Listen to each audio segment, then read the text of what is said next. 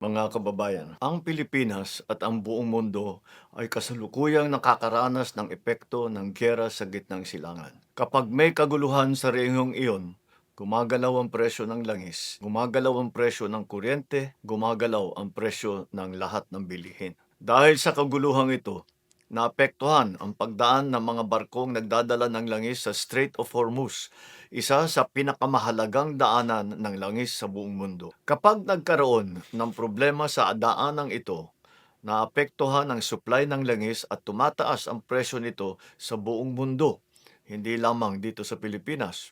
Sa susunod na linggo, inaasahan ang pagtaas ng presyo ng petrolyo. Tinatayang tataas ang presyo ng gasolina ng 7.48 pesos kada litro, diesel ng 17.28 pesos at kerosene ng 32.35 na piso. Malinaw sa atin ang tanong ng maraming Pilipino ngayon, ano ang gagawin ng pamahalaan? Naghahanda na po tayo. Una, nakikipag-ugnayan na tayo sa Kongreso upang mapagkalooban ang Pangulo ng pansamantalang kapangyarihan upang bawasan ang excise tax sa mga produktong petrolyo kung papalo ito sa $80 kada barrel. Ikalawa, kinakausap na natin ang Kongreso upang amyendahan ang Biofuels Act of 2006 upang magamit natin ang mas murang bioethanol para sa pagbababa ng presyo ng gasolina. Ikatlo, ilalabas natin sa lalong madaling panahon ang fuel subsidy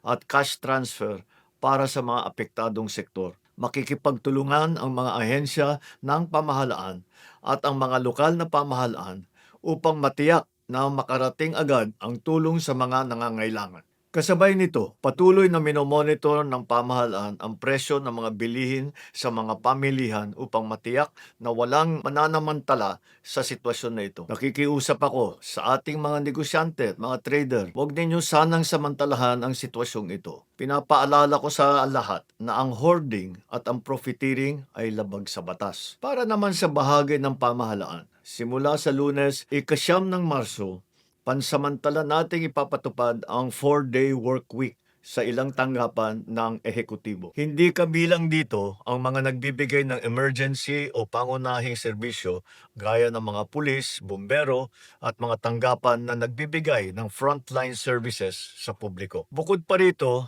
inaatasan ko ang lahat ng ahensya ng ating pamahalaan na magtipid at magbawas ng 10 hanggang 20% sa konsumo ng kuryente at gastos sa petrolyo. Pansamantala ring ipinagbabawal ang mga biyahe at aktibidad ng pamahalaan na hindi naman kinakailangan gaya ng mga study tour, team building activities o mga meeting na maaari namang gawing online. Para naman po sa ating mga kababayan na kasalukuyang nasa mga bansa sa gitnang silangan, ang DFA, DMW at OWA ay patuloy na nakikipag-ugnayan sa inyo upang mag-monitor sa inyong mga kalagayan. Nasimulan na po ang paglikas ng mga Pilipino na nais magpa-repatriate.